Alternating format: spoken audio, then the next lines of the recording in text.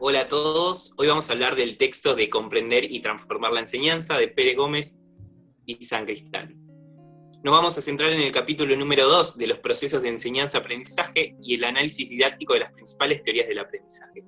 Junto a mis compañeras vamos a proceder a explicar este capítulo. Yo, Alexis Silvestri, y junto a mis compañeras les explicamos. Hola a todos, soy Alfonsina Bossi. Yo soy Lucía Contreras Huertas. Y yo, Jessica Fuentes. Nosotros somos alumnos del Instituto Miñones y en este caso vamos a dar una explicación como un resumen del material leído. Para arrancar el texto, nos plantea las derivaciones didácticas de las teorías del condicionamiento. Existen dos tipos de condicionamiento: el condicionamiento operante y el condicionamiento clásico. Bien, con eso que nos decía Alfon recién de la teoría del condicionamiento, el conductismo operante, el conductismo clásico, vamos a ver que estas teorías de asociación, de condicionamiento, de estímulo-respuesta, consideran al hombre como el producto de las contingencias reforzantes del medio. O sea que la educación termina convirtiéndose en una especie de tecnología que se encarga de programar los refuerzos en el momento justo. O sea, es decir, en el momento que se crea necesario, estar ahí metiendo los refuerzos para que ese aprendizaje se automatice, que es la crítica que se le hace al conductismo, porque radica además solo en el campo de estudio del observable, del análisis del observable. Y es más que eso, porque a veces hay más allá de lo que se ve, de lo que se observa. Hay que buscar más allá, que eso lo vamos a ver ahora más abajo con lo que sigue diciendo Lu. El tema que hablaremos hoy es sobre las diferentes teorías, ¿no?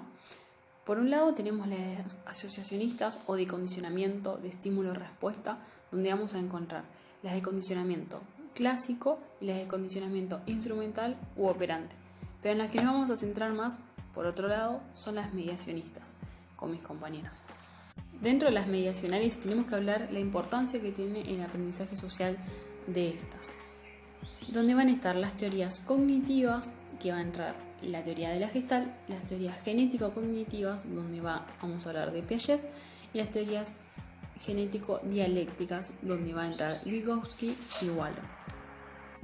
Hablando de la Gestalt y la importancia que tiene, la teoría de la Gestalt o teoría del campo va a hablar de la percepción que tiene ese individuo, pero lo que pasa aquí es que el todo va a ser más que la suma de las partes, es decir, va a ser más importante lo que percibe que la esencia de lo que percibió, ¿no es cierto? Es decir, no va a importar lo que percibió con ese estímulo, va a importar a grandes rasgos, a lo que es evidente.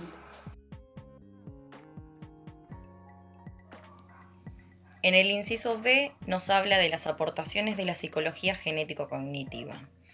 Según Piaget, el desarrollo gira en torno a los conocimientos. Considera que las conductas son complejas y que se van construyendo y transformando a lo largo de todo el desarrollo. También sostiene que el aprendizaje es un proceso que se adquiere a través del intercambio con el medio. Tiene en cuenta las conductas cognitivas que son el resultado de procesos genéticos, y para entender estos procesos existen dos movimientos: la asimilación y la acomodación.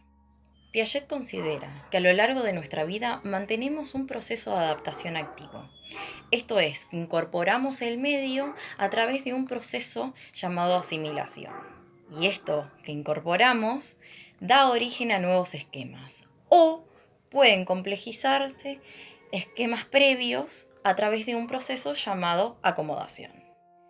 En primer lugar, tenemos el carácter constructivo de todo proceso de desarrollo individual, y esto quiere decir que cada individuo construye sus esquemas sobre otros esquemas anteriormente elaborados, y también influye la interacción que tiene con el mundo exterior.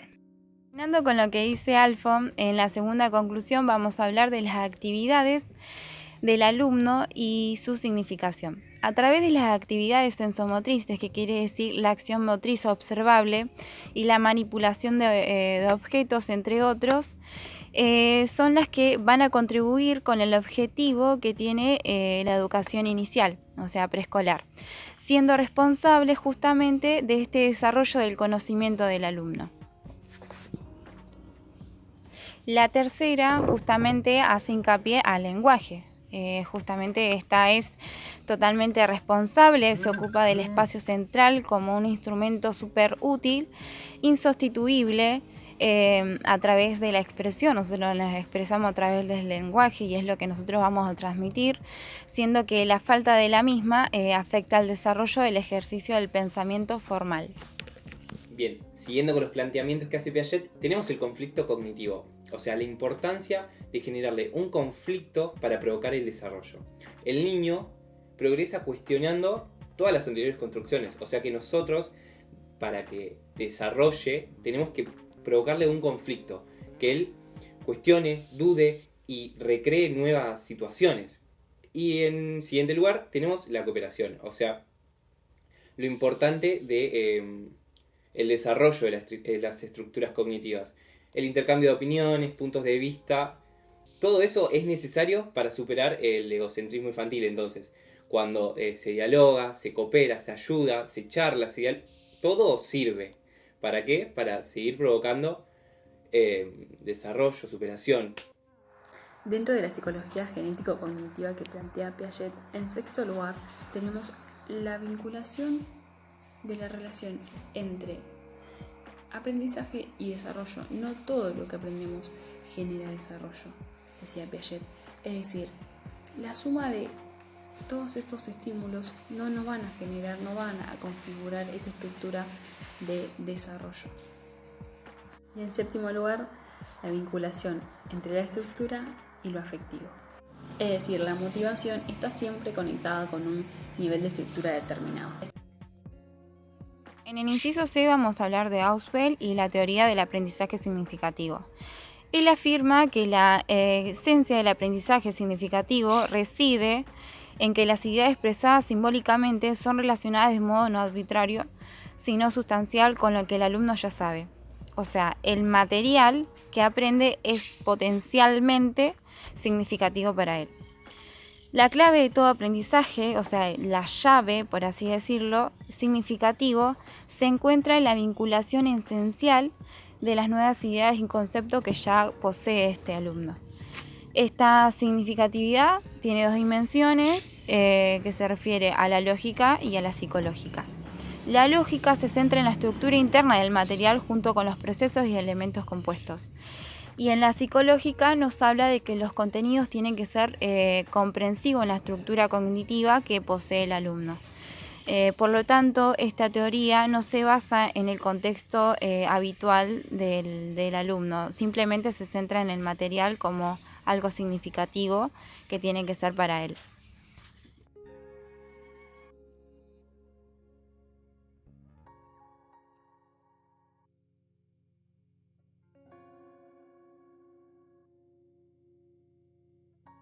Bueno, en el inciso D vamos a hablar desde el punto de vista de la psicología dialéctica, donde existen dos escuelas, la soviética y la de Wallon. En la soviética se destaca mucho la teoría de Vygotsky, que tiene como eje principal el contexto o el medio el cual rodea al niño, y donde el aprendizaje está en función de el desarrollo y la comunicación. Por ejemplo, en una clase de educación física vos planteás una actividad, un juego, y notás que hay 3 alumnos, 2 que no realizan esas actividades. Entonces, como el rol docente es preguntarte por qué o qué le está pasando al niño que no puede realizar esa actividad. Y dentro de las cuales te podés encontrar con un montón de realidades diferentes. Por ejemplo, una que tenés un niño que no tiene energía para realizar esas actividades y te das cuenta que no pudo desayunar porque no tiene para desayunar en su casa. O tenés otro alumno que no va con zapatillas para poder realizar actividades y es porque sus padres no pueden comprárselas. Y tenés otros alumnos que sí pudieron desayunar y realizan las actividades. Entonces hay mucha variedad de contextos que hay que tener en cuenta a la hora de plantear una actividad. Desde los años 60 se desarrolla una nueva perspectiva para la explicación de la psicología del aprendizaje. Pero, ¿hay un solo tipo de aprendizaje? Según Gagne, no. Él nos muestra 8 tipos de aprendizaje. En primer lugar, tenemos el aprendizaje de señales, que consiste en aprender a responder una señal. Como segundo lugar, tenemos el aprendizaje estímulo-respuesta, que son movimientos precisos en respuesta a estímulos precisos. O sea, es decir, a determinado estímulo, determinada respuesta. Eso, se ve en la teoría de Pavlov, en la cual él lo explica con unos perros, que a determinado estímulo, los animales reciben una determinada respuesta. Seguimos con el encadenamiento, que se trata en conectar una serie o dos o más de asociaciones a estímulo y respuesta. Como cuarto lugar tenemos a la asociación verbal, que es una variedad verbal de encadenamiento. Como quinto puesto tenemos la discriminación múltiple, que se basa en que son cadenas de identificación de discriminar estímulos. O sea, a tantos estímulos que se reciben, elige, discrimina cuáles sirven, cuáles no, y toma solo los estímulos que desee. Como sexto lugar tenemos el aprendizaje de conceptos, que consiste en aprender a responder estímulos como partes de conjuntos. En séptimo lugar, el aprendizaje de principios, que combina y relaciona los conceptos. Y como último, en octavo lugar, tenemos la resolución de problemas, que utilizamos la combinación, la relación de principios coherentes para entender y controlar el medio y resolver el problema. O sea, es decir, tomamos lo que tenemos y mediante un proceso de analizar, pensar y experiencias y todo, manipulamos esa situación para entenderla y poder resolverla. Bien, en la siguiente diapositiva vamos a ver cómo se produce el proceso de información. Porque para que se produzca un aprendizaje tiene que ingresar la información. Así que vamos a ver los distintos conceptos que son necesarios para que se produzca ese procesamiento de información. Bien, acá se nos presenta el modelo de procesamiento de información, que es lo necesario también para que se produzca un aprendizaje. El cual consiste que arranca todo desde un estímulo. Ese estímulo produce un registro sensitivo, que lo que hace es recibir la información, o sea, mandar la información interna y externa. Después está la memoria a corto plazo, que ofrece un breve almacenamiento de la info seleccionada. O sea, de ese estímulo se ve a corto plazo lo que queda, lo que seleccionamos para que quede. Y después tenemos la memoria a largo plazo, que organiza y conserva la información por procesos más largos. O sea, es decir que también depende de los refuerzos que nosotros le demos a esa información, depende también si queda en corto o largo plazo. Es decir que capaz que esta charla de ahora, en 20 años se la van a acordar dando una clase de justamente esto. Bien, les decía, está el registro sensitivo, la memoria a corto plazo, la memoria a largo plazo, y ahí está la respuesta. Bien, estos que nombraba recién, el registro sensitivo, la memoria a corto plazo y la memoria a largo plazo, son los 3 elementos estructurales de este sistema. Pero además hay 4 categorías más que se encargan del procesamiento y almacenamiento de esta información, que son la atención, que se orienta y selecciona y asimila los estímulos específicos. Después tenemos la codificación. Estos estímulos que obtuvimos con la atención los procesa, o sea, los traduce a lo que ya se tiene incorporado. Después tenemos el almacenamiento, que es lo que retiene la información codificada, o sea, los estímulos codificados. Y como último tenemos la recuperación, que esto está relacionado con lo de la memoria a largo plazo, que todo esto procesado anteriormente se puede utilizar en un futuro, entonces queda almacenado en el caso de requerirlo en utilizar en un futuro, está ahí. Esas son las 5 teorías mediacionales que se ven en el texto. Ahora les dejamos una reflexión para que piensen y debatir en clase.